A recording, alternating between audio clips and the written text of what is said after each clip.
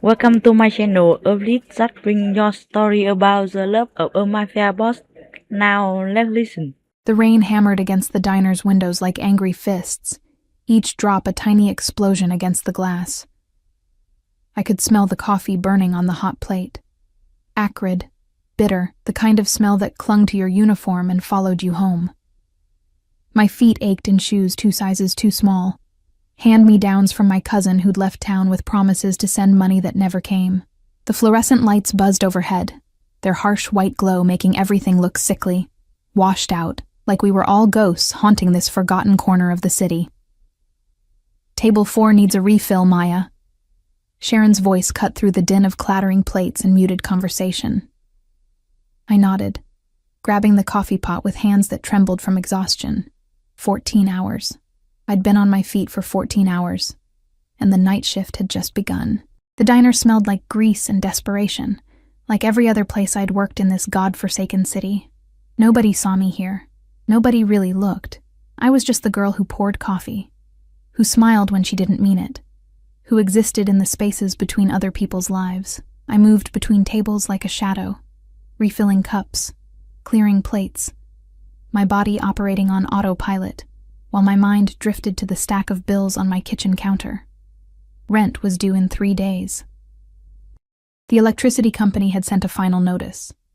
My daughter's medication cost more than I made in a week, and the hospital wouldn't extend our credit anymore. The bell above the door chimed, letting in a gust of wind and rain that made the candles on the tables flicker. I glanced up out of habit, ready with my practiced smile, but the words died in my throat. 3 men entered, but only one mattered. He was tall, taller than anyone should be allowed to be, dressed in a black suit that probably cost more than my entire year's salary. Rain dotted his shoulders like diamonds, and his dark hair was slicked back, revealing a face carved from granite and shadow. Even from across the room, I could see the sharp line of his jaw, the way his eyes, dark, impossibly dark, swept the diner with the kind of assessment that made my skin prickle with instinctive awareness, danger. Every cell in my body screamed it. The 2 men flanking him were clearly security. They moved with military precision, their eyes constantly scanning, hands resting at their sides in a way that suggested weapons hidden beneath expensive jackets. One spoke quietly into his wrist, and I realized he was wearing an earpiece. Who were these people? The man in the center, the one who commanded the space simply by existing in it, turned his gaze toward me, and I forgot how to breathe. His eyes pinned me in place, dark and fathomless, like looking into deep water where you couldn't see the bottom. There was something ancient in that gaze, something that had seen too much, done too much. I looked away quickly, my heart hammering against my ribs. "Maya," Sharon hissed from behind the counter. "Those are your tables. Get moving." My tables. Right. Because apparently, the universe had decided tonight was the night I'd serve men who looked like they'd stepped out of a crime thriller. I smoothed down my stained apron, tucked a strand of hair behind my ear, and approached their booth with my notepad clutched like a shield. "Good evening, gentlemen. Can I get you—" "Coffee." Black. The man in the center didn't look up from his phone. His voice was deep, textured like aged whiskey, with an accent I couldn't quite place. European, maybe. Or Russian.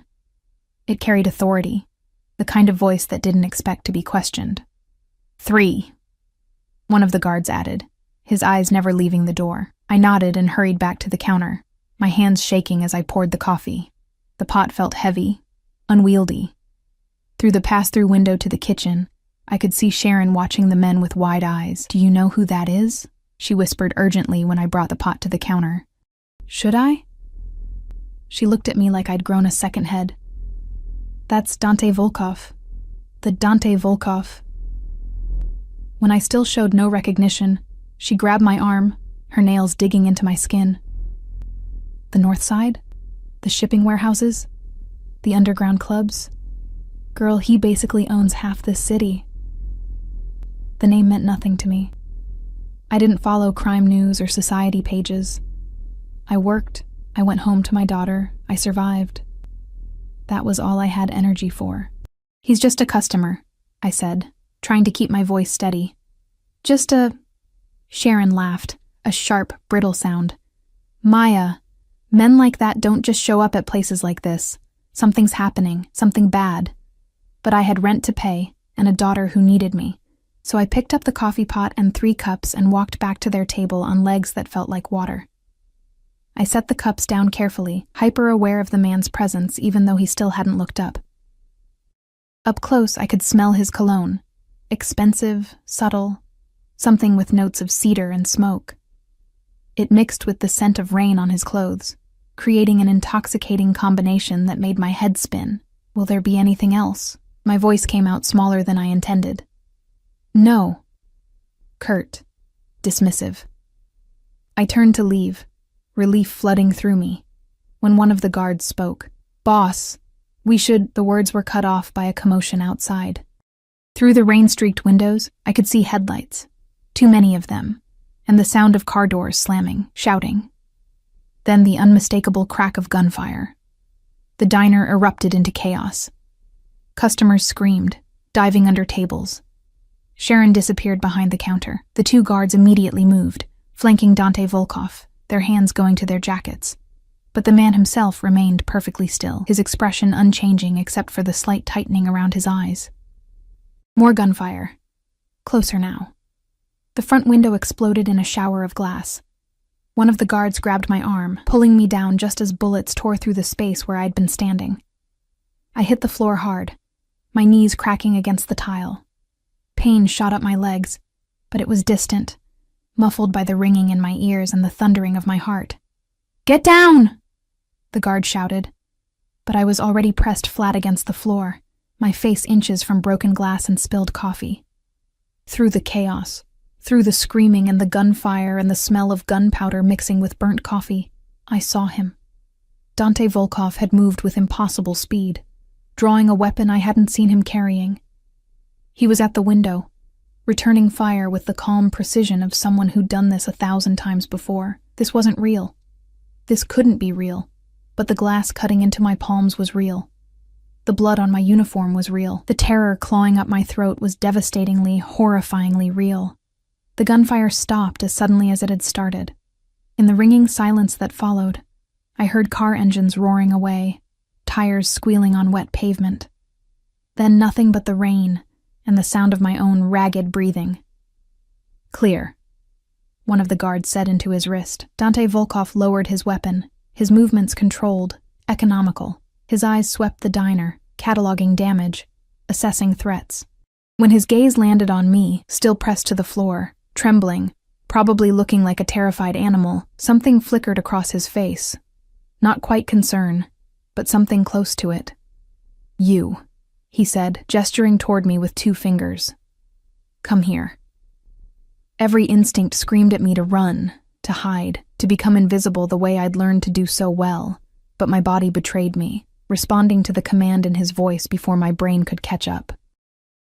I pushed myself up on shaking arms, ignoring the glass embedded in my palms, and stood. The diner looked like a war zone, shattered glass everywhere, bullet holes in the walls, customers huddled under tables, some crying, some frozen in shock, and in the middle of it all stood Dante Volkov, not a hair out of place, looking at me with those fathomless dark eyes. "What's your name?" he asked. "Maya." I hated how my voice shook. "Maya." He said it slowly, like he was tasting it. "You're bleeding." I looked down at my hands. Blood dripped from my palms where glass had cut into the skin. I hadn't even felt it. "I'm okay." "Marco." He didn't raise his voice, but one of the guards immediately stepped forward. "Get the car. We're leaving." "Sir, the police." "We'll be here in 4 minutes." He checked his watch, a flash of gold against his wrist, which gives us 3.5 minutes to be gone. The guard, Marco, nodded and spoke rapidly into his wrist. Through the broken window, I could see a black SUV pulling up, its windows so darkly tinted they looked like pools of oil. Dante Volkov took a step toward me, and I instinctively stepped back. The corner of his mouth twitched, almost like he found my fear amusing. "You saw something tonight. It wasn't a question." "I didn't see anything," I said quickly. Too quickly. "I don't know anything. I'm nobody. I won't say anything, I swear." "Relax." The word was soft, but carried the weight of absolute command. I'm not going to hurt you, but you're coming with me. My blood turned to ice. What? No, I can't. I have a daughter, which is exactly why you're coming with me. His eyes never left mine. Those men weren't shooting at the diner, Maya. They were shooting at me.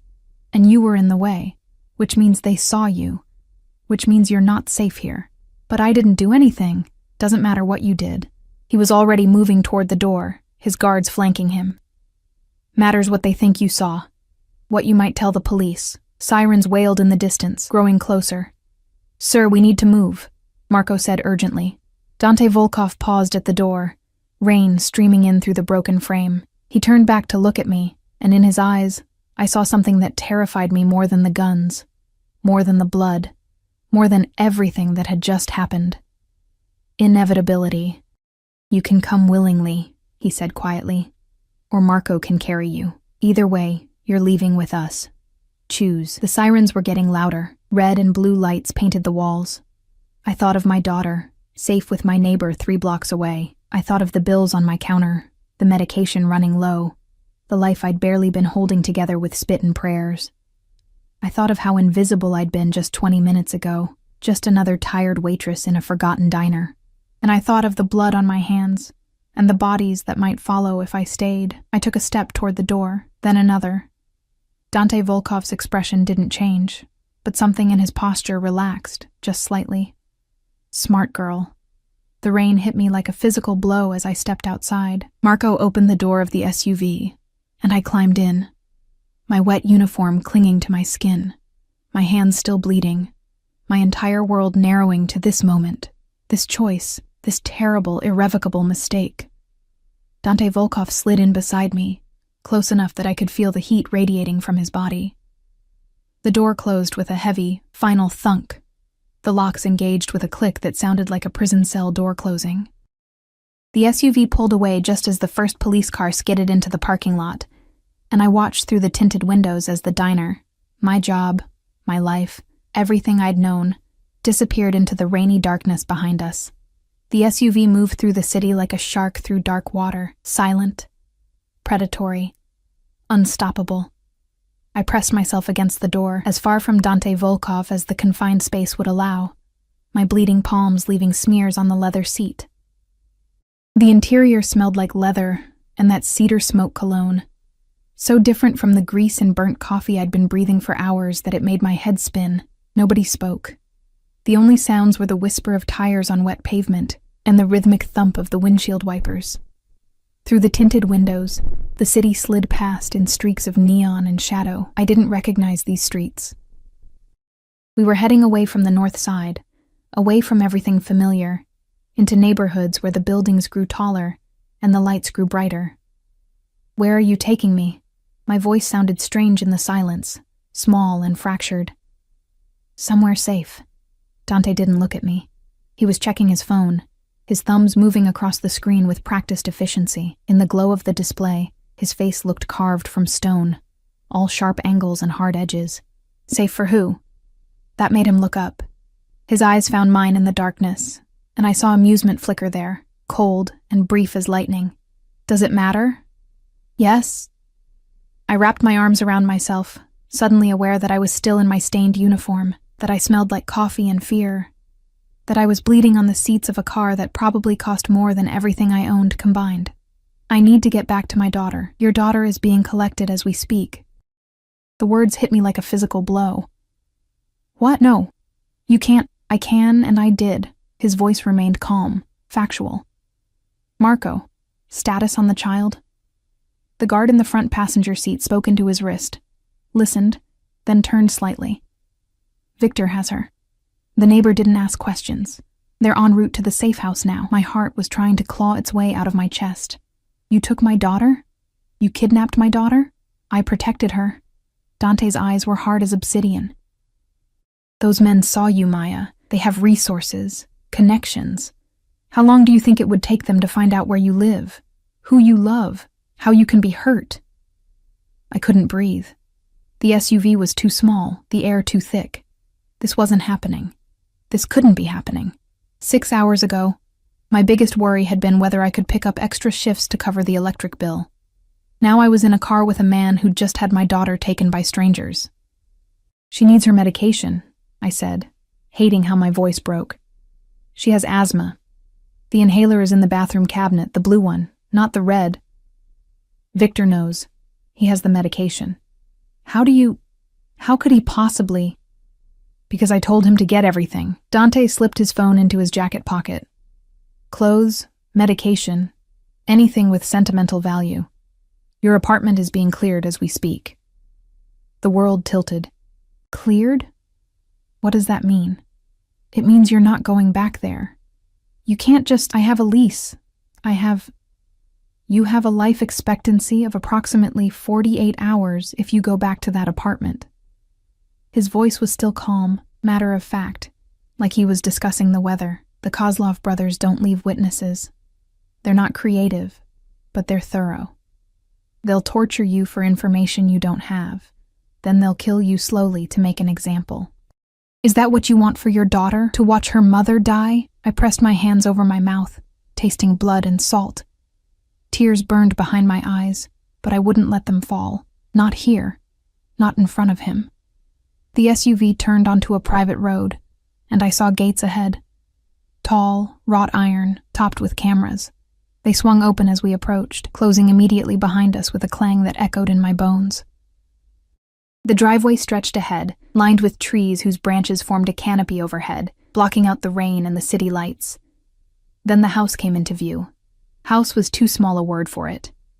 Mansion, maybe. Estate. It was 3 stories of stone and glass, lit from within like a beacon. Manicured lawns stretched in every direction, dotted with sculptures I couldn't identify in the darkness. A fountain dominated the circular drive, water cascading over marble tiers even in the rain. This is where you live? The question escaped before I could stop it. One of the places. Dante was already opening his door before the SUV fully stopped. Come. It wasn't a request. I climbed out on shaking legs, my wet shoes squelching on the pristine pavement. The rain had lessened to a drizzle, but I was already soaked through, shivering despite the warm night air. The front doors opened, and a woman appeared. 50s, gray hair pulled back in a severe bun, wearing a dark dress that screamed, housekeeper. Mr. Volkov, she said with a slight accent, Russian or Ukrainian. The guest room is prepared, and the child, Lily. I started forward, but Marco's hand on my arm stopped me. Let her finish, Dante said quietly. The housekeeper's expression softened slightly when she looked at me. The little girl is upstairs, settled in the nursery. She was frightened but unharmed. Victor gave her the medication and some warm milk. She's sleeping now. The relief nearly buckled my knees. I need to see her. You will. Dante was already moving toward the entrance. But first, you're going to shower, change, and let someone look at your hands. Then we'll talk. I don't want to talk. I want my daughter. He paused at the threshold, turning to look at me with an expression I couldn't read. Your daughter is safe, warm, and sleeping. You are bleeding, soaking wet, and in shock. 10 more minutes won't hurt her, but if you pass out from blood loss or hypothermia, you won't be any good to anyone. Think, Maya. Use your head. I hated that he was right. Hated the reasonable tone, the calm logic, the way he looked at me like I was a problem to be solved rather than a person whose life had just been destroyed. But I followed him inside. The interior of the house was just as overwhelming as the exterior. Marble floors, crystal chandeliers, artwork that probably cost more than my entire apartment building. My wet shoes left tracks on the pristine floor, and I wanted to apologize, to explain, to make myself smaller and less intrusive. The housekeeper, Dante introduced her as Mrs. Petrov, led me up a sweeping staircase to the 2nd floor. The hallway seemed to stretch forever, lined with doors and more artwork, more luxury, more evidence of a world I'd never belonged to. Here, Mrs. Petrov said, opening a door to reveal a bedroom larger than my entire apartment. The bathroom is through there. I've laid out some clothes. They might be a bit large, but they'll do for tonight. I'll send someone to tend to your hands when you're done. She left before I could thank her, closing the door with a soft click. I stood in the middle of the room, dripping on an oriental rug that probably cost more than a year of my salary, and tried to process everything that had happened in the last hour. Failed. My brain couldn't hold it all. The gunfire, the blood, the car, the mansion, my daughter taken by strangers. The shower helped. The water ran pink with blood from my palms, but the heat seeped into my bones, chasing away the cold that had settled there. I used expensive soap that smelled like lavender and honey, washed my hair with shampoo that probably cost more per ounce than I made per hour. The towels were thick and soft, like wrapping myself in clouds. The clothes Mrs. Petrov had left were simple. Soft yoga pants and a cashmere sweater in dove gray. They were too big, hanging off my frame, but they were clean and dry and impossibly soft against my skin. I found bandages in the bathroom cabinet and wrapped my palms as best I could, though blood still seeped through. A knock at the door made me jump. "Come in," I called, expecting Mrs. Petrov. It was Dante Volkov. He'd changed too. Still all in black, but more casual now. Dark jeans and a black Henley that clung to his frame in ways that made it impossible not to notice the breadth of his shoulders, the lean strength of his body. His hair was still damp, slicked back from his face, and he carried a first aid kit in one hand. "May I?" He gestured to my hands. "I can do it myself. You're doing it wrong." He was already crossing the room, pulling up a chair, sitting before I could protest. "Give me your hands." Every instinct screamed at me not to. But my hands were throbbing, the bandages already soaked through, and I was so tired, so desperately tired. I held out my hands. His touch was surprisingly gentle as he unwrapped the bandages I'd applied. His fingers were warm, steady, and I found myself watching his face as he worked. The concentration in his eyes, the slight furrow between his brows. Up close, I could see the faint scar along his jaw, another cutting through his left eyebrow, evidence of a life lived in violence. "This one needs stitches," he said, examining a particularly deep cut on my right palm. "I can't afford. I have a doctor on retainer. He'll be here within the hour." He was already cleaning the wounds with antiseptic that burned like fire. I hissed through my teeth, trying not to pull away. "You did well tonight, at the diner. Most people freeze or panic. You stayed calm. I was terrified. I know. But you still moved when I told you to, still got in the car, still made the smart choice." He began wrapping fresh bandages, his movements practiced and efficient. "Why?" "You said my daughter was in danger, and you believe me. Should I have?" His eyes lifted to meet mine, and the intensity in them made my breath catch. "Yes. I don't lie about things that matter. The Kozlov brothers are animals. They would have found you, Maya, would have hurt you in ways you can't imagine. And they would have made sure you stayed alive long enough to regret every second of it. Why?" The question came out as a whisper. "Why did they want to hurt me? I didn't see anything. I don't know anything." "You were there. That's enough." He finished with my left hand and sat back, his eyes still holding mine. "They'll assume I spoke to you, told you something. Shared information. In their world, there's no such thing as an innocent bystander." "And in your world?" Something flickered across his face. Surprise, maybe, or respect. "In my world, you pay your debts and protect what's yours. You keep your word, even when it costs you. You show mercy when you can, and ruthlessness when you must." He stood, towering over me. "Your daughter, Lily, correct?" My heart clenched. "How do you know her name?" "I know everything about you, Maya Rodriguez. 26 years old, single mother, father unknown, or at least unnamed on the birth certificate. You work 3 jobs but still can't make ends meet.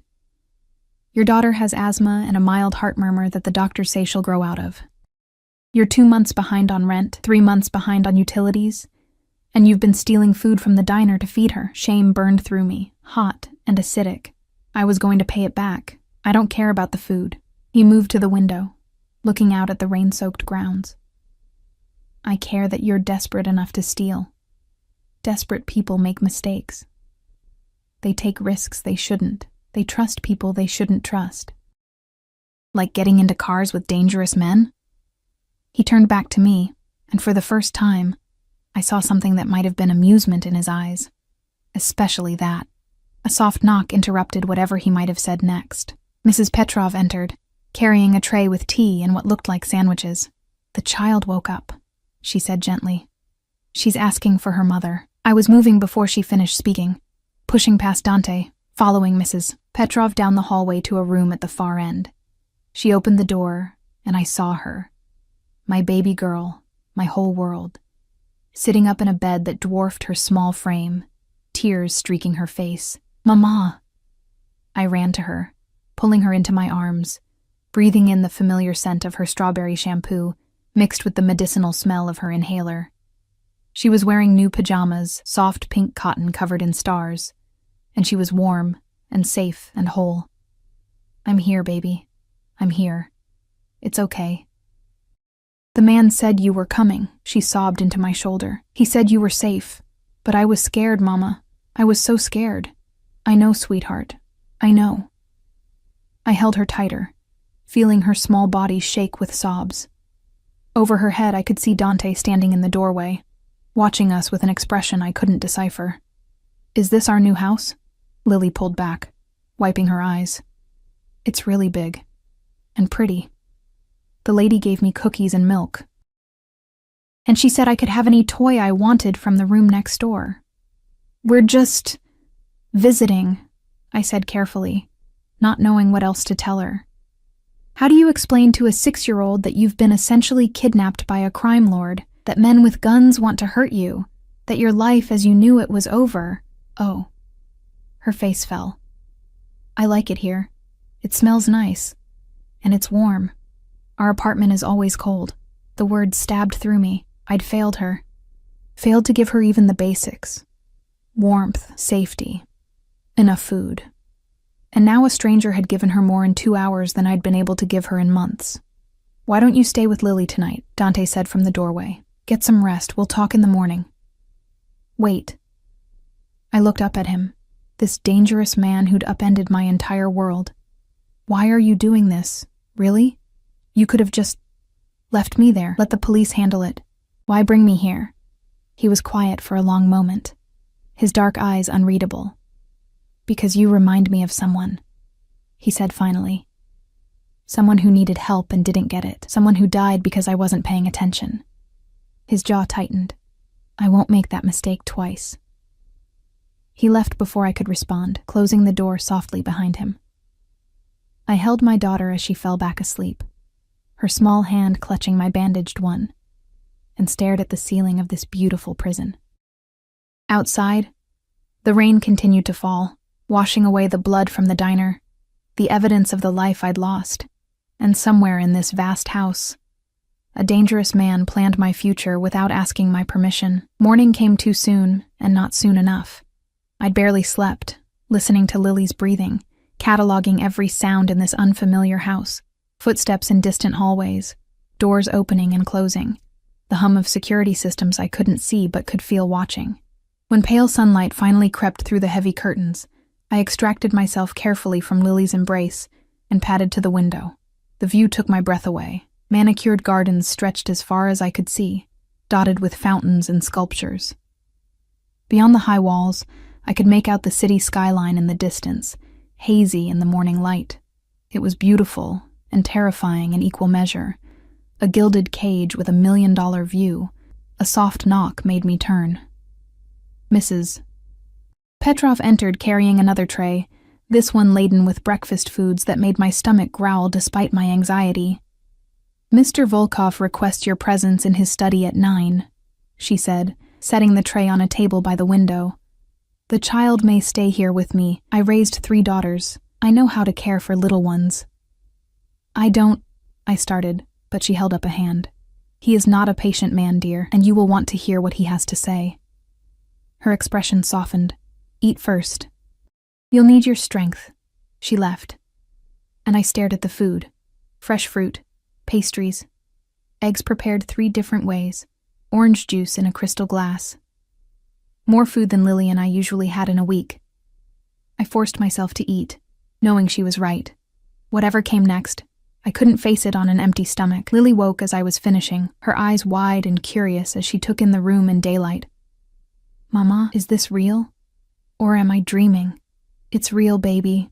I helped her to the table, watched her eyes light up at the food. "But remember, we're just visiting." "I like visiting." She grabbed a croissant, tearing into it with the enthusiasm of a child who'd eaten too many cheap dinners. Can we visit every day? My heart broke a little more. We'll see.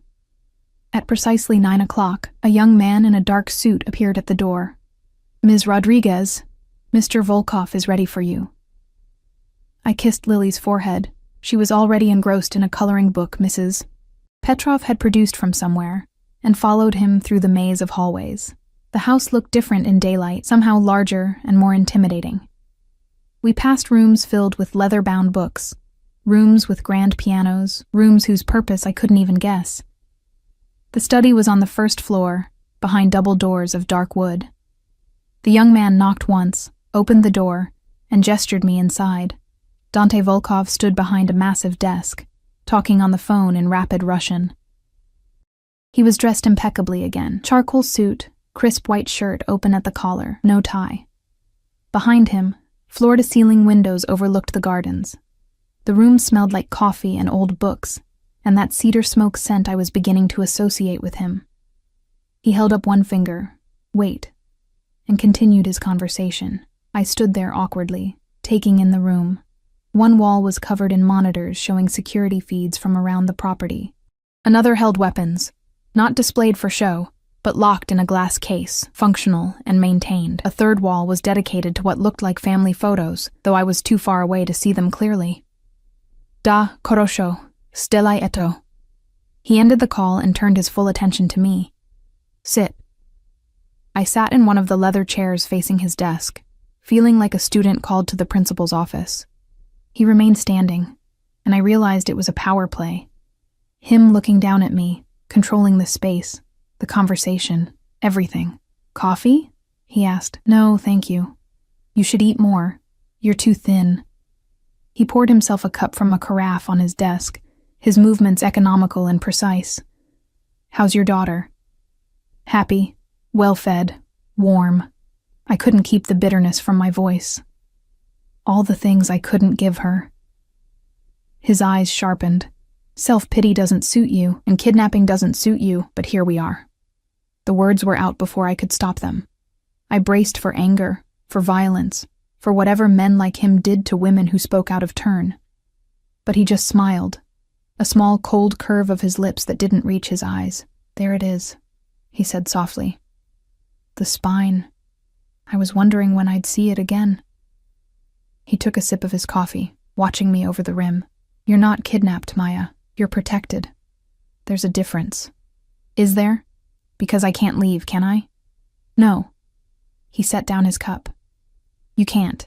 Not yet. Not until the situation with the Kozlov brothers is resolved. And how long will that take? That depends on them.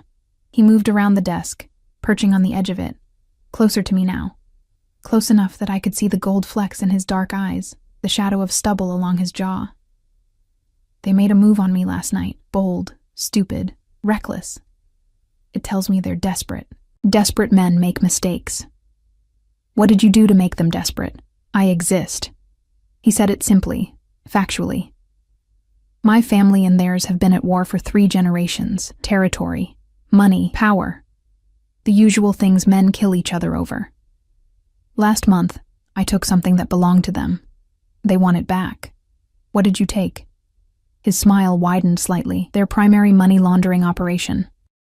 6 warehouses, 2 shipping companies, and a very creative accountant who decided he preferred working for someone who wouldn't kill his family if he made a mistake. I stared at him. You're telling me this why? If I'm not supposed to know anything. Because you're already involved, Maya. The moment you got in that car, you became part of this world. And in this world, ignorance doesn't protect you. It gets you killed. He leaned forward, his elbows on his knees, bringing his face level with mine. I need you to understand what you're dealing with. What they're dealing with. So you'll trust me when I tell you that you're safer here than anywhere else. I don't trust you. Smart. He didn't seem offended, but you will. Because I'm the only thing standing between your daughter and the kind of men who use children as leverage.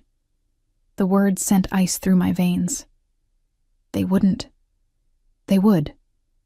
They have. They will again if given the chance. His voice was flat, factual, terrifying in its certainty. The Kozlov brothers don't have my restraint. They believe fear is the best motivator, pain is the best teacher, and children make excellent message boards. I thought I might be sick. What do you want from me? Nothing you're not willing to give. He stood, moving back behind his desk, putting space between us again. You and Lily will stay here. You'll be safe, fed, cared for. In exchange, you'll do exactly what I tell you, when I tell you. No questions, no arguments, no attempts to leave or contact anyone from your old life. That's it? I'm just a prisoner here? You're a guest. His tone hardened, with restrictions for your own protection. There are worse fates, Maya. And what happens when this is over? When the Kozlov brothers are no longer a threat? Do we just go back to our lives like none of this happened? Something flickered in his expression, too quick for me to read. We'll discuss that when the time comes. No, I stood, my hands clenched at my sides despite the pain in my palms. We'll discuss it now. I need to know what I'm agreeing to, what happens to us. He regarded me in silence for a long moment, his dark eyes unreadable. Then he moved to the wall of family photos, his back to me. Do you know what happened to my mother? The question caught me off guard. No. She was a witness. His voice was quiet, almost gentle. Wrong place, wrong time. She saw something she shouldn't have. A murder, gang-related. Nothing to do with my father's business. She testified because she thought it was the right thing to do. Noble. Brave. He touched one of the photos, his fingers gentle on the frame. They gutted her in our kitchen while I hid in the pantry. I was 8 years old. I watched through a crack in the door while they took turns with the knife, asking her questions she didn't know the answers to. Horror washed over me in cold waves. I'm sorry. Don't be. He turned back to me, and his eyes were empty, black as the void. It taught me an important lesson. The world doesn't care about noble or brave. It cares about power and ruthlessness and the willingness to do what others won't. He moved closer, stopping just a foot away. You remind me of her. Same eyes. Same determination to do the right thing even when it costs you. Same foolish belief that the world will be fair if you just try hard enough. I'm not your mother. No, you're not. Because I won't let you die like she did. His hand came up, and I flinched, but he just tucked a strand of hair behind my ear, his touch surprisingly gentle. You and your daughter will stay here until this is finished. Then we'll reassess.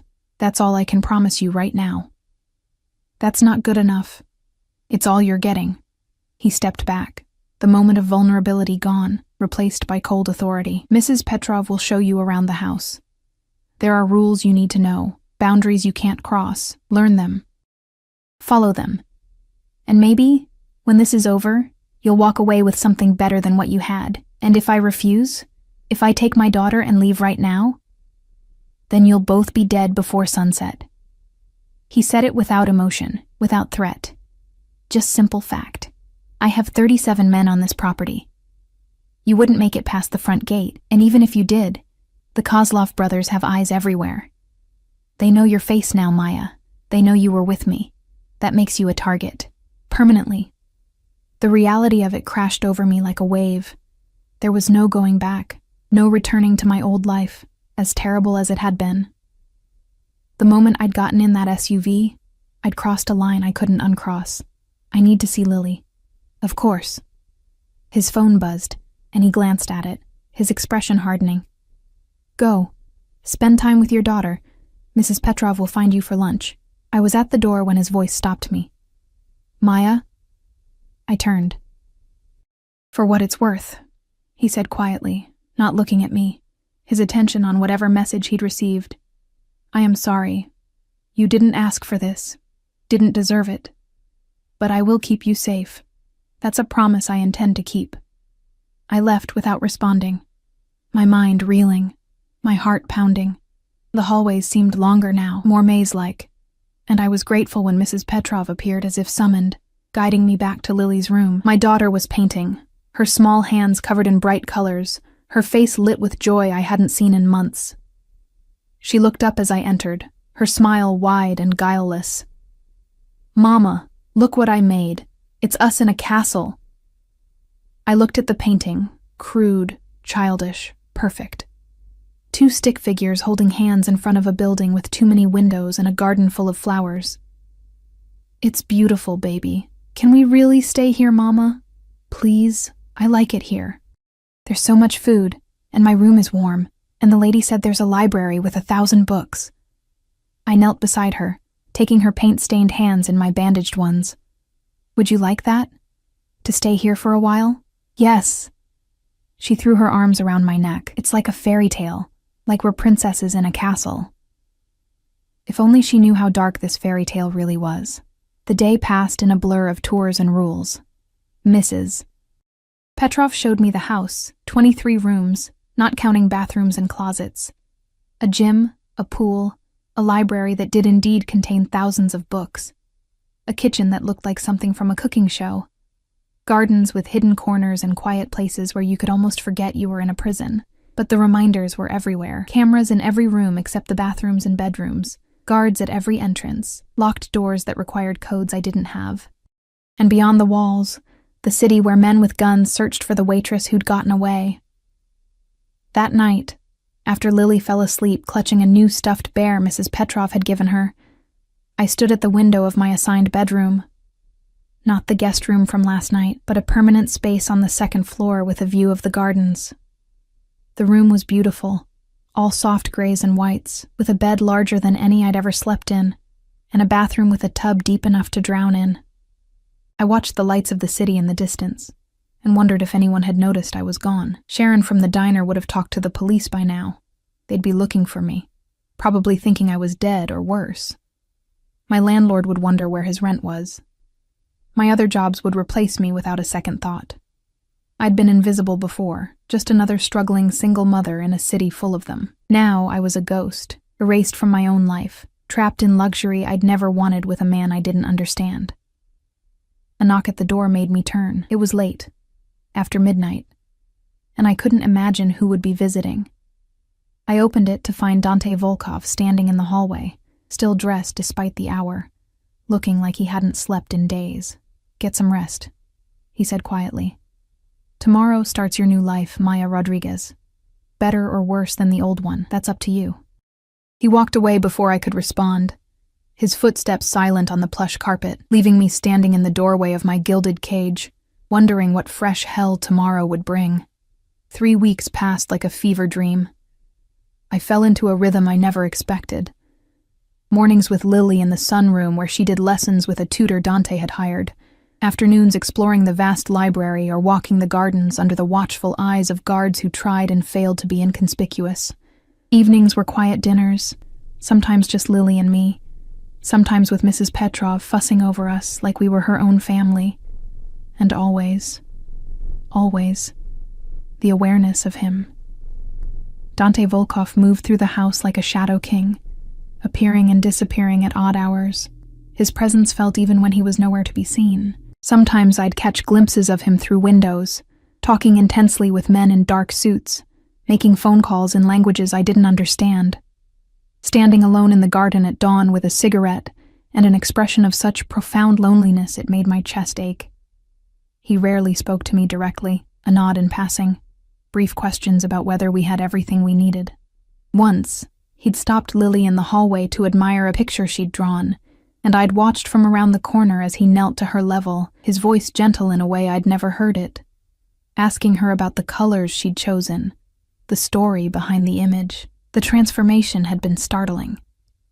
This man who commanded empires and ordered deaths with a phone call, crouching in a hallway to seriously discuss a 6-year-old's crayon drawing.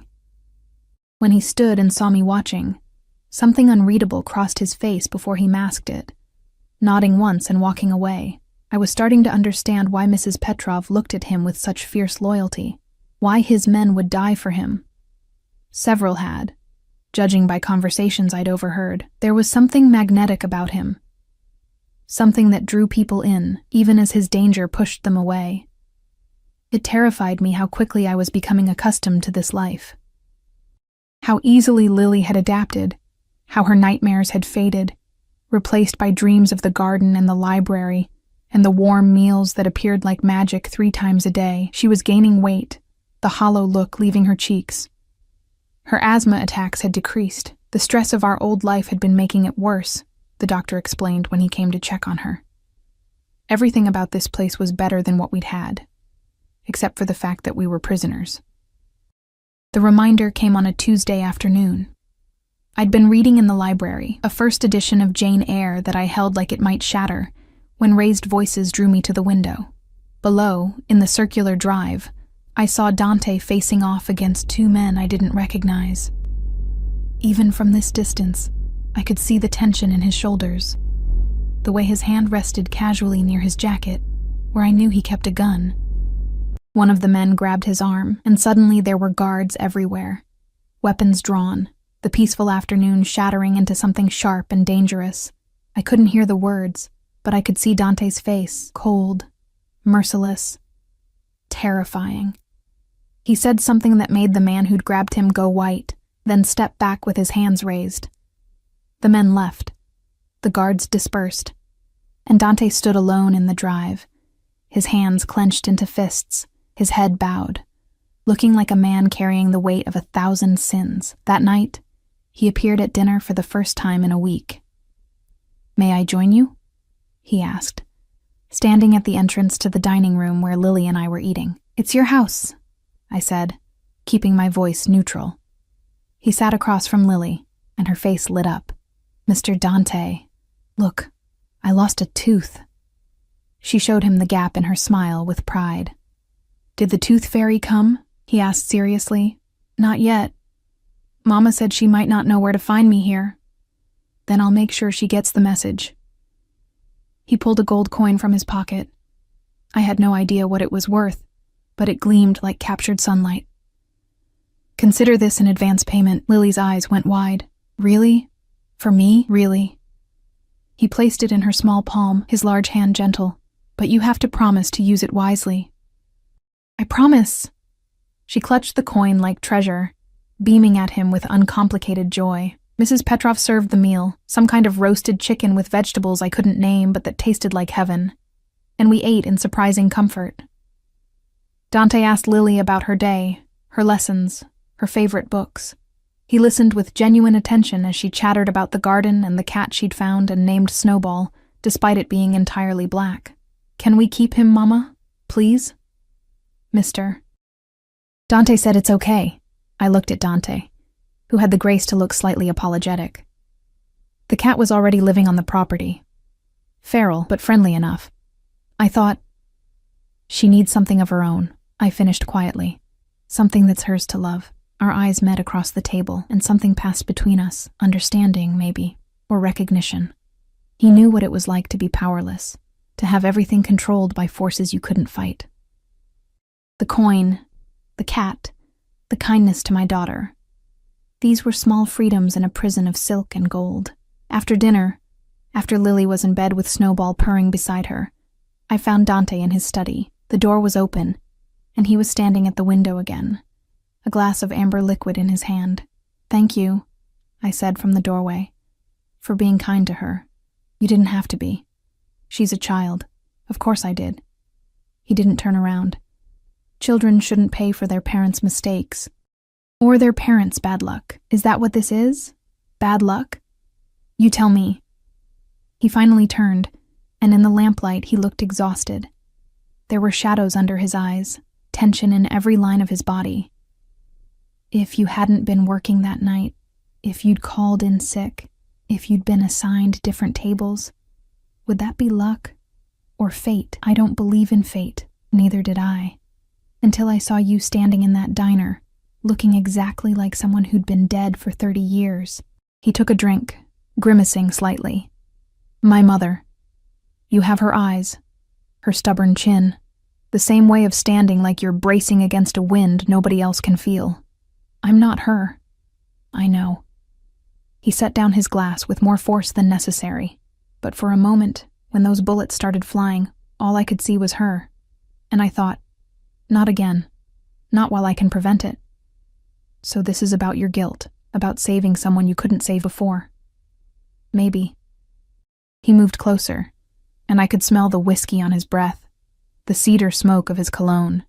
Or maybe I'm just tired of watching innocent people get ground up in wars they didn't start. Maybe I wanted to do something good for once instead of just surviving. You think keeping us prisoner is good? I think keeping you alive is good. His voice dropped, intimate and dangerous. And I think you know, deep down, that you're not really a prisoner here. The door isn't locked, Maya. You could try to leave any time. Your men would stop me, would they? He was close now, close enough that I had to tilt my head back to meet his eyes. Try it. Right now. Walk past me, out that door, down the driveway, see what happens. My heart was racing, my palms sweating despite the bandages that had finally come off yesterday. Why would you let me go? Because I want you to choose to stay. His hand came up, cupping my jaw with surprising gentleness. His thumb brushed my cheekbone, and I felt the touch all the way to my toes. I want you to wake up every morning and decide that this, here, with me, in this life, is better than whatever's waiting out there. Even if it's a cage, even if it's wrong, even if you hate yourself for wanting it. I don't want this, I whispered, but it sounded like a lie even to my own ears. Then leave. His thumb traced my lower lip, and I shivered. The door's right there. No one will stop you. I'll have Victor drive you anywhere you want to go. Give you money, new identities, a fresh start. You'll never see me again. I should have run. Should have taken Lily and disappeared into the night, found some way to build a new life far from this beautiful monster and his beautiful prison. But my feet wouldn't move. My body betrayed me, swaying toward him instead of away, drawn by warmth and safety and the terrible, wonderful feeling of being seen. Why? I asked. Why do you care what I choose? Because... He stopped, his jaw clenching. For a moment I thought he wouldn't answer. Then, because in 3 weeks you've made this house feel less like a mausoleum and more like a home. Because your daughter laughs in the hallways and brings light to places that have been dark for too long. Because when I see you reading in the library or walking in the garden, I remember that there are still beautiful things in this world worth protecting. His hand fell away, and the loss of contact felt like cold water. And because I'm selfish enough to want to keep you here, even knowing it's wrong, even knowing you deserve better than a man with blood on his hands and enemies at every door. Dante. The sound of his name on my lips seemed to break something in him. He kissed me. It wasn't gentle. It was desperate and claiming and full of a hunger I didn't know how to answer. His hands tangled in my hair, pulling me closer, and I went willingly, my own hands fisting in his shirt, anchoring myself to him as the world tilted. He tasted like whiskey and danger, and something darker I couldn't name. The kiss consumed me, made me forget every reason this was wrong, every logical argument for why I should push him away. When he backed me against the desk, I didn't resist. When his hands found my waist, my hips, pulling me flush against him, I made a sound I didn't recognize, need and surrender all at once.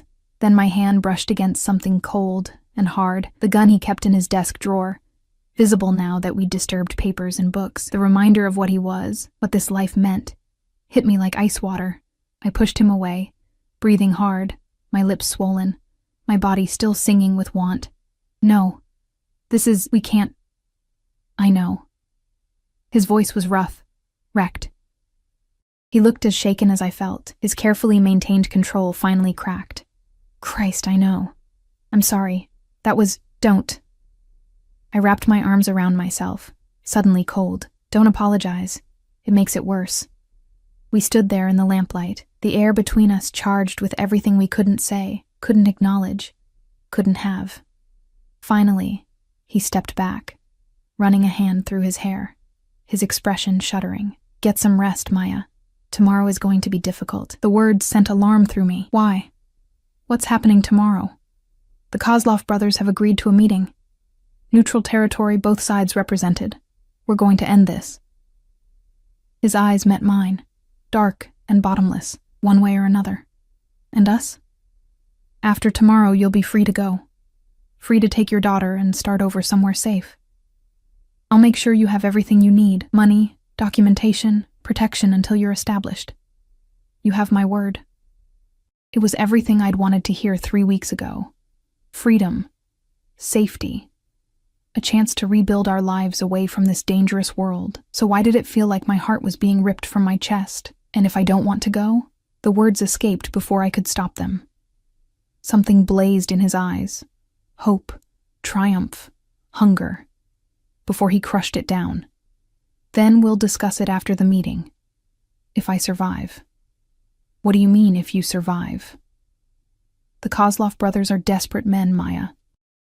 Desperate men are dangerous. This meeting could be a trap, an ambush, an assassination attempt. I go in prepared for all of it. He touched my face one more time. So gently it made tears burn behind my eyes. But I needed you to know, before tomorrow, that you have a choice.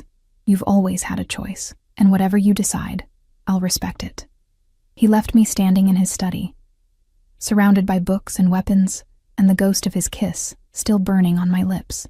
I didn't sleep that night. I lay awake, watching shadows dance on the ceiling, feeling the phantom warmth of his hands on my skin, tasting whiskey and want on my tongue. In the room next door, Lily slept peacefully, dreaming innocent dreams in her warm bed with her black cat and her gold coin. And somewhere in this vast house, Dante Volkov prepared for a meeting that might end his life, giving me the freedom I'd begged for and no longer wanted. Dawn broke cold and gray, the sky threatening rain. I stood at my bedroom window watching black SUVs arrive, disgorging men in dark suits who moved with military precision. Dante was in the courtyard, dressed entirely in black, his expression carved from stone as he gave orders I couldn't hear. He looked like a general preparing for war, and perhaps he was. Mrs. Petrov found me there, her face drawn with worry. "Come, dear. Breakfast is ready. The child shouldn't see." She gestured toward the window, the guns, the gathering storm. But it was too late. Lily appeared in the doorway, rubbing sleep from her eyes, Snowball draped over her shoulder. "Mama? Why are there so many cars?" "Mr. Dante has business today," I said carefully, pulling her away from the window. "Important meetings. Will he be back for dinner?" Her innocent question pierced my heart. In 3 weeks, she'd come to expect his presence, to look for him at mealtimes, to save drawings for his approval. He'd become something to her I hadn't intended. A father figure, steady and safe in ways her actual father had never been. I don't know, baby. We ate breakfast in tense silence, or at least I pushed food around my plate while Lily chattered about her plans for the day. Mrs. Petrov kept glancing toward the windows, her hands worrying at her apron. The house felt different, charged with an energy that made my skin prickle. At precisely 8 o'clock, there was a knock at the dining room door. Marco, one of Dante's most trusted guards, stood there looking uncomfortable. "Ms. Rodriguez? Mr. Volkov requests a moment of your time. In private." My heart lurched. "Now? But please, miss. It's important." I followed him through hallways that seemed darker than usual, more oppressive. He led me not to the study, but to Dante's private quarters. A wing of the house I'd never entered. The bedroom was massive, all dark wood and leather, masculine and austere. Floor-to-ceiling windows overlooked the gardens, currently gray in the morning light. Dante stood at those windows, his back to me, tension visible in every line of his body. He was dressed for war, black tactical clothing instead of his usual suits, a gun visible at his hip, another at his ankle. He looked dangerous, lethal. Nothing like the man who'd knelt to talk to my daughter about crayon drawings. "Thank you, Marco." Closed the door. The click of the door shutting felt final. "You wanted to see me?" My voice sounded small in the vast room. He turned, and the expression on his face made my breath catch. "I'm leaving in 20 minutes. The meeting is downtown, in a warehouse that's supposedly neutral territory. I'll have 15 men with me. The Kozlovs will have the same." "That's not. You said this was just a meeting." "It is. But meetings between men like us require insurance." He moved closer, and I could see the shadows under his eyes, evidence of a sleepless night. "I need to tell you something, in case I don't come back." "Don't say that. Listen." His hands gripped my shoulders, intense and urgent. "There's a safe in the closet. Combination is your daughter's birthday, 0618. Inside you'll find cash, passports for you and Lily with new names, documentation for a house in Vermont, and a phone number. If something happens to me, you call that number. A man named Sergey will come. He'll take you and Lily somewhere safe, help you start over. Everything's paid for, set up. You'll never have to worry about money again. Tears burned my eyes. Why are you telling me this? Because I need you to know that I kept my promise. You'll be safe. Free. You can have the life you deserve, away from all of this. His thumbs brushed my cheeks, catching tears I didn't remember shedding. And because I need you to know that these 3 weeks, having you here, watching you bring light to this tomb, have been the best of my life. Whatever happens today, that's worth something. Dante, please, don't go. Send someone else. Call it off. There has to be another way. There isn't. He kissed my forehead, gentle and final. This ends today. Either the Kozlovs agree to peace, or we go to war. There's no middle ground anymore. Then let me come with you. He actually laughed, though there was no humor in it. Absolutely not. Why? If it's so dangerous, which is exactly why you're staying here, where you're safe, where nothing can touch you or your daughter. His hands framed my face, forcing me to meet his eyes. I have done terrible things, Maya. Things that keep me awake at night, things I can never take back or atone for. But keeping you safe, that's the one good thing I can do. The one choice I can make that actually means something. You mean something to me, I whispered. You and your stupid noble gestures and your gentle hands with my daughter and the way you look at me like I'm something precious instead of just another broken thing you found in the gutter. His expression cracked, showing the raw want beneath. Maya, I don't want to leave. I don't want the house in Vermont or the new identities or any of it. I want to stay here. With you. I want Lily to keep drawing pictures for you to admire. I want to read in your library and walk in your gardens and wake up every morning knowing that this, you, is real. You don't know what you're saying. The life I lead. The enemies I have. I know exactly what I'm saying. I grabbed his shirt, pulling him closer. I've spent 6 years barely surviving, working myself to death for scraps, watching my daughter go without because I couldn't give her better. And in 3 weeks here, I've seen what life could be, not because of the money or the house or any of this. I gestured around us, but because of you. Because you see us. Because you care. Because you made us feel like we matter. You do matter. His voice was rough, wrecked. You matter more than you could possibly know. Then come back to me. Go to your meeting. End your war. Do whatever you have to do. But come back. I pulled his face down to mine, kissing him with everything I had. Fear and hope and want and need. Come back to us. He kissed me like a drowning man, deep and desperate, his hands tangling in my hair, memorizing the shape of me. When we finally broke apart, we were both breathing hard, foreheads pressed together. I will, he promised. I swear to you, I will come back. A knock at the door made us spring apart. Marco's voice came through. Sir, the convoy is ready. Dante's jaw clenched. 2 minutes. He went to a dresser, pulled out a small box, and pressed it into my hands. If I don't make it back, open this. Not before. Promise me. Dante, promise me, Maya. I promise. He kissed me one more time, quick and hard, then strode to the door without looking back. I stood there clutching the mystery box, watching him disappear down the hallway, possibly walking toward his death, taking my heart with him. The next 6 hours were the longest of my life. I tried to keep busy, to maintain normalcy for Lily's sake. We did lessons. We read stories. We played with Snowball in the garden while guards watched from the shadows, their tension palpable. Mrs. Petrov made lunch that I couldn't eat, her own hands shaking as she served it. The house felt empty without him, like something vital had been removed. Every sound made me jump. Every car on the drive made my heart race. The box he'd given me burned in my pocket. A constant reminder of the promise I'd made, the future that hung in the balance. At 2 o'clock, Mrs. Petrov's phone rang. She answered in rapid Russian, her face going white.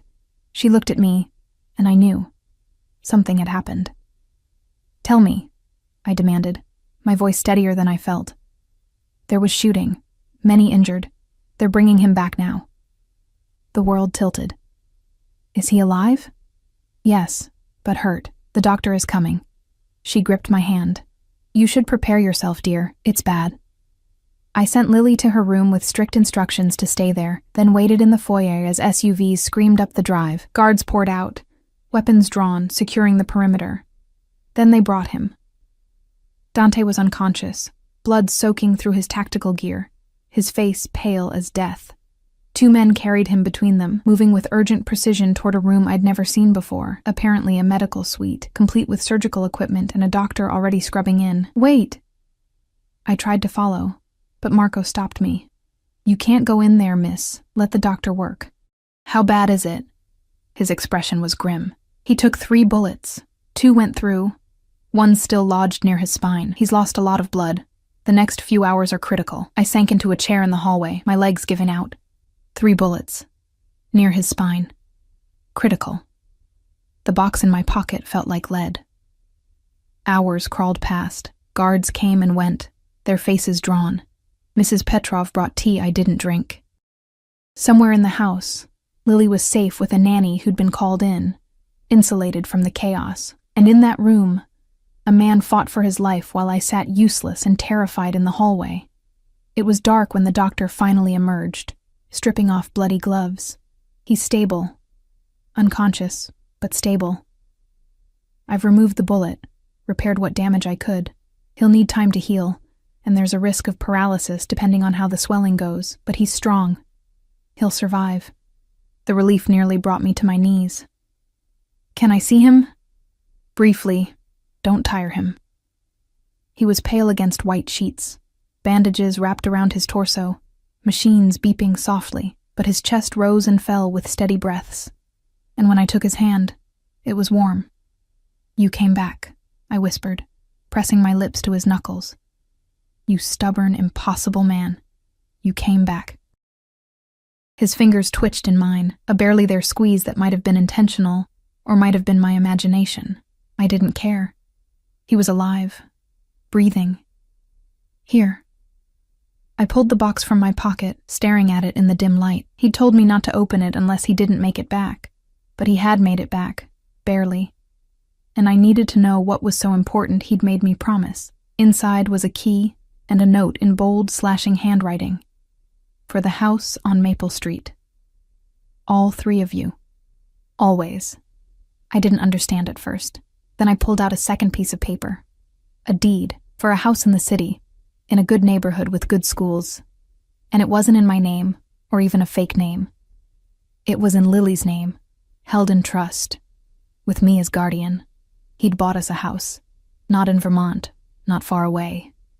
Here, in the city, close enough that we could stay, could be part of his life, but safe and separate, ours to keep no matter what happened. My vision blurred with tears. You ridiculous man, I told his unconscious form, making plans for us, trying to take care of us even if you died. Not dead, he mumbled, his voice barely audible. His eyes cracked open, unfocused and dark with pain. Told you. I'd come back. You did. I kissed his hand again, his forehead, his cheek. You kept your promise. Kozlov's agreed to peace. Cost me 3 bullets and half my territory. But it's done. You're safe. His eyes struggled to focus on me. Free to go. Anytime. I know. I found the box. I showed him the deed. A house on Maple Street, all 3 of us. A ghost of a smile touched his lips. Close enough to visit. Far enough to be safe. Best I could offer. It's perfect, but I'm not going anywhere. Not yet. Not until you're healed. Maya. Don't argue. You're too weak, and I've already won.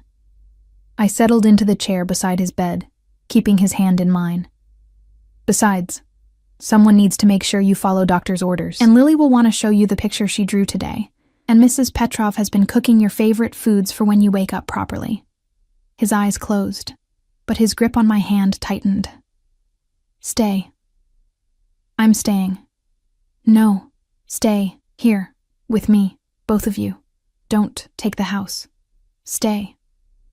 My heart clenched. Dante, you're not thinking clearly. Never been clearer. His eyes opened again, pinning me with that intense gaze even weakened by pain and drugs. These 3 weeks, best of my life. Can't go back. To empty house. Need you. Need her. Need the light you bring. You're asking me to stay in your world, with all its danger, all its violence. Asking you to stay with me. The world comes with it. But I'll protect you, always. Swear it. I thought of the diner, the endless shifts, the constant fear of not having enough. I thought of Lily's hollow cheeks and her asthma attacks triggered by stress. I thought of being invisible, insignificant, just another casualty of a system that didn't care. And I thought of the past 3 weeks. Lily's laughter echoing through marble halls, warm meals and warm beds, safety, security, stability. And this man, this dangerous, impossible man who'd upended my life and somehow made it immeasurably better. Okay, I whispered. We'll stay. His expression transformed, pain giving way to something that looked almost like wonder. Mean it? I mean it.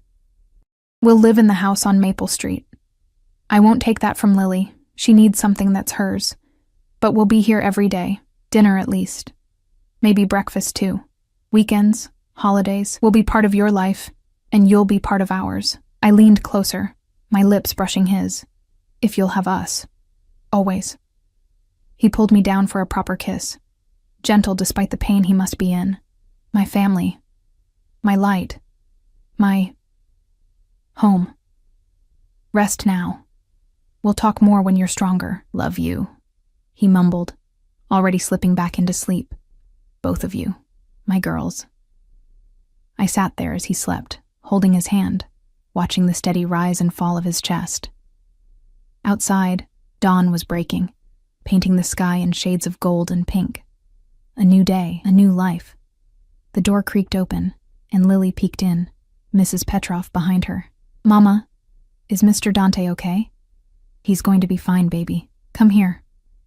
She climbed into my lap, careful and quiet, her small hand reaching out to touch Dante's. I drew him a picture. Of all of us. You and me and him and Snowball. We're a family. I looked at the drawing she'd brought, crude stick figures holding hands in front of a house, a black cat at their feet, a sun shining overhead. It was simple and perfect, and true, in ways that shouldn't be possible, but were. Yes, baby, I said, pulling her close, my other hand still holding Dante's. We're a family. 3 months later, I stood in the kitchen of the house on Maple Street, watching through the window as Dante pushed Lily on the swing set he'd had installed in the backyard. His movements were still careful. The bullet near his spine had caused nerve damage that required physical therapy, but he was healing, growing stronger, laughing more. He'd changed too, in subtle ways. Less time conducting business from home, more time building a legitimate empire to leave behind. He was still dangerous, still commanded absolute loyalty from his men, still had enemies, but he was also the man who read bedtime stories with funny voices, who learned to braid Lily's hair after watching YouTube tutorials, who kissed me goodbye every morning like I was something precious. The house on Maple Street had become our sanctuary, close enough to visit his mansion daily, far enough to have our own space, our own life. Lily went to a good school, had friends, played sports. She was thriving in ways I'd never imagined possible. And me? I'd gone back to school, studying business management with Dante's encouragement and financial support. Not because I needed to work, he made sure we wanted for nothing, but because I wanted to build something of my own, contribute, be more than just the woman he'd saved. Mama, Lily called from the yard. Come push me higher! I stepped outside into the sunshine, into the life I'd never expected but somehow found in the wreckage of a rainy night and a terrible choice that had become the best decision I'd ever made. Dante caught me around the waist as I passed, pulling me close for a kiss that still made my knees weak. Happy? He murmured against my lips.